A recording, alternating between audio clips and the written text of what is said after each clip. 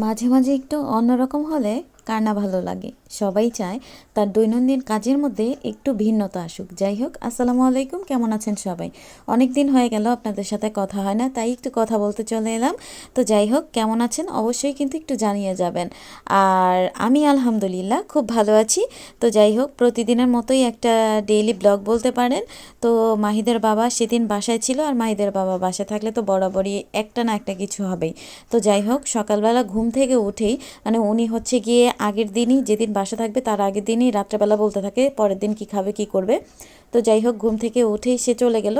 সে নাকি, তাকে নাকি এবছর নাকি পিঠাই খাওয়ানো হয়নি। এত এত পিঠা খেলো, তারপরও বলতেছে সে নাকি পিঠাই খায়নি। যাই হোক, দোকানে গিয়েছিল, বাজার মানে বলতে পারেন একটু মানে নর্মাল দোকানে গিয়েছিল। সেখান থেকে আসলো, দেখলাম হচ্ছে গিয়ে বেলপুরি নিয়ে আসছিল। যাওয়ার আগে অবশ্যই জিজ্ঞাসা করেছিল কি খাবেন। তো বললাম যে না, কিছু খাবো না, তেমন কিছু নিয়ে আসার কোনো দরকার নেই, কারণ তাকে একটা বললে সে 10টা করে নিয়ে আসে, এমন একটা অবস্থা। যাই হোক, বরাবরের মতোই সে আমার পছন্দের আইসক্রিম নিয়ে আসলো, এই স্ট্রবেরি আইসক্রিম। আপনারা যারা আগে ভিডিও দেখেছেন সবাই জানেন আমার খুবই বেশি পছন্দ। তো যাই হোক, আইসক্রিম নিয়ে আসছিল, আর বাবুর জন্য একটা কিটক্যাট নিয়ে আসছিল, সাথে কিন্তু বেলপুরি নিয়ে আসছিল। সেটা কিন্তু আমরা সবাই মিলে বসে খেয়ে ফেলেছি। এই যে এখানে এক বস্তা কিন্তু মটরশুঁটি নিয়ে আসছে। এতগুলো মটরশুঁটি নিয়ে আসছে, এই জন্য কিন্তু মানে নিজেই বাছা শুরু করে দিয়েছে। কারণ হচ্ছে গিয়ে আমার মটরশুঁটি তেমন একটা বাছতে ভালো লাগে না, কিন্তু খেতে কিন্তু বেশ ভালো লাগে। তো যাই হোক, পরবর্তীতে বিকেলবেলা বলতেছিল কি খাবে, তার নাকি খুব বেশি ক্ষুধা লেগেছে। তো যাই হোক, বাসায় হচ্ছে গিয়ে মোমো ছিল আগে থেকে বানানো, সেটা ফ্রিজ থেকে বের করে নিলাম, ফ্রোজেন করা ছিল। তো সেটাকে বের করে তারপরে হচ্ছে গিয়ে রামেনটা, এই রামেনটা মানে বেশ কিছুদিন আগে এতগুলো রামেন নিয়ে আসছিল। তো তাকে নাকি রামেনও খাওয়াই না, মানে তাকে কিছুই খাওয়াই না। প্রতি সপ্তাহে তার কথা উঠে একটাই যে আমি নাকি তাকে কিছুই রান্না করে খাওয়াই না। তো যাই হোক, রামেনটাই রান্না করলাম। নর্মালি রামেন আমরা যেভাবে রান্না করি ঠিক সেভাবেই রান্না করেছিলাম। এবং মানে যখন হচ্ছে গিয়ে এর মধ্যে দিয়েছিলাম আপনার প্রথমে রসুন কুচি নিয়েছিলাম, তেলের মধ্যে রসুন কুচিটা একটু হচ্ছে গিয়ে একটু বেরেস্তা হলে তার মধ্যে সয়া সস আর টমেটো সস দিয়ে পরিমাণ মতো পানি দিয়ে দিয়েছিলাম। এখানে কিন্তু কিছুটা লবণ আর গোলমরিচও দিয়েছিলাম। এটা দেয়া হয়ে গেলে পানিটা একটু গরম হয়ে উঠলে এর মধ্যে কিন্তু এই যে রামেনটা কিন্তু সুন্দর করে রামেনের নুডলসটা দিয়ে দিলাম। প্রথমে রামেনের নুডলসটা যখন হচ্ছে গিয়ে পানিতে একটু নরম হয়ে আসলো, মানে পানিটা বলক উঠে যখন নরম হয়ে আসছে, তখন এর মধ্যে কিন্তু মশলাটা দিয়ে দিয়েছিলাম। মশলাটা দিয়ে তারপর এর মধ্যে কিন্তু আমি হচ্ছে গিয়ে ওই যে রামেনের যেই ঝাল মশলাটা আছে না, ঝাল গ্রেভিটা আর কি, যে যে যাই বলেন না কেন, সেটা দিয়ে দিলাম। এটা দিয়ে দেওয়ার পরে কিন্তু সুন্দর করে কিন্তু কিছুক্ষণ হচ্ছে গিয়ে রান্না করে নিয়েছিলাম।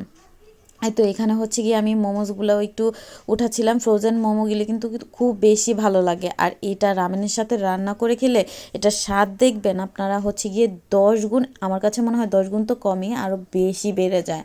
এত বেশি মজা হয় কি আর বলবো। রামেনের সাথে মোমোসটা আপনারা অ্যাড করে খেয়ে দেখবেন, আপনাদেরও খুব ভালো লাগবে। আমাদের তো বেশ ভালো লেগেছিল।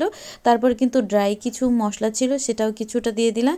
নর্মালি টুকটাক রান্না করে নিয়েছিলাম, এর মধ্যে দিয়েছিলাম ক্যাপসিকাম। আর মাহিদা বাবা যেহেতু মটরশুঁটিটা মানে বেছে নিচ্ছিল, দিয়েছিলাম একটু মটরশুঁটি, আর সাথে হচ্ছে গিয়ে একটু কাঁচামরিচ দিয়ে দিয়েছিলাম শেষে।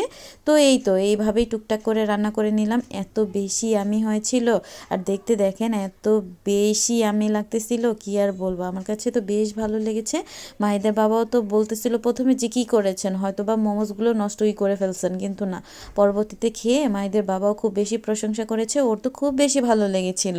তো যাই হোক, আজকের ভিডিওটা কিন্তু মোটামুটি এইটুকুই। আপনাদের কাছে কেমন লাগলো? আমার মাহিদের বাবা তো বাসায় থাকলে এক একটা বায়না ধরে যে আজকে এটা খাবো, কালকে সেটা খাবো।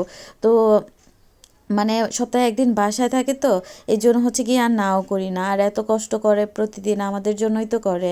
সপ্তাহে একদিন বাসায় থেকে একটা কিছু বায়না ধরলে মানে চেষ্টা করি যে ওকে এটা করে দেওয়ার জন্য। তো যাই হোক, মোমোসটা এই মানে রামেন নুডলসটা খাওয়ার পরে হচ্ছে গিয়ে আবার বলতেছিল যে তাকে নাকি মানে পিঠাই বানায় খাওয়ানো হয় না। পিঠার জন্য একটা নারকেল নিয়ে আসছিল, নারকেলটা কিন্তু মানে খুব বেশি একটা ভালো না, কেমন যেন একটা ধোয়া ধোয়া গন্ধ চলে আসছিল। তো যাই হোক, নারকেল ছাড়াই কিন্তু হচ্ছে গিয়ে ভাপা পিঠা করে দিছিলাম। খুবই কম বানানো হয়েছে যাতে মাহিদের বাবাই খেতে পারে এমন করে বানিয়েছিলাম। আসলে পিঠা বানালে এমনই বানানো হয়, ঘরে তেমনই। আর মানে বাকি মানুষগুলো তেমন আর পিঠা অতিরিক্ত পছন্দ করে না, কিন্তু মাহিদের বাবার বেশ পছন্দ। তাই চেষ্টা করি সবসময় মাহিদের বাবার পছন্দ অনুযায়ী মানে অল্প করেই বানানোর জন্য। আর পাশাপাশি যদি ভাইয়া আর আম্মু খায় তাইলে তো খেলোই, আর আমি তো মাহিদের বাবার সাথেই খেয়ে ফেলি, অত বেশি রান্না করতেও হয় না। তো যাই হোক, অনেক বেশি বকবক করে ফেলেছি। আপনারা মানে আপনাদের কাছে ভিডিওটা কেমন লাগলো অবশ্যই একটু কষ্ট করে জানিয়ে যাবেন, আর পাশে থাকবেন। আমি কিন্তু অবশ্যই আপনাদের পাশে আছি, আর ইনশাল্লাহ রেগুলার হব বলেও না রেগুলার হতে পারছি না, মানে কেমন যেন হয়ে যাচ্ছি দিন দিন, মানে কাজে অনেক বেশি অমনোযোগী হয়ে গেছি। আপনারা সবাই পাশে থাকবেন, ভালোবাসা দিবেন, তাহলে না কাজ করতে অনেক বেশি উৎসাহ বাড়বে। এই দেখেন নারকেলটা দেখতে ঠিকঠাক ছিল, কিন্তু একটু ধোয়া ধোয়া গন্ধ ছিল। তো যাই হোক, আজকের ভিডিওটা এটুকুই। সবাই ভালো থাকবেন, সুস্থ থাকবেন, সবার পরিবারের মানুষকে নিয়ে অনেক অনেক ভালো থাকেন। সবার জন্য রইল অনেক অনেক ভালোবাসা। আল্লাহ হাফিজ, আসসালামু আলাইকুম।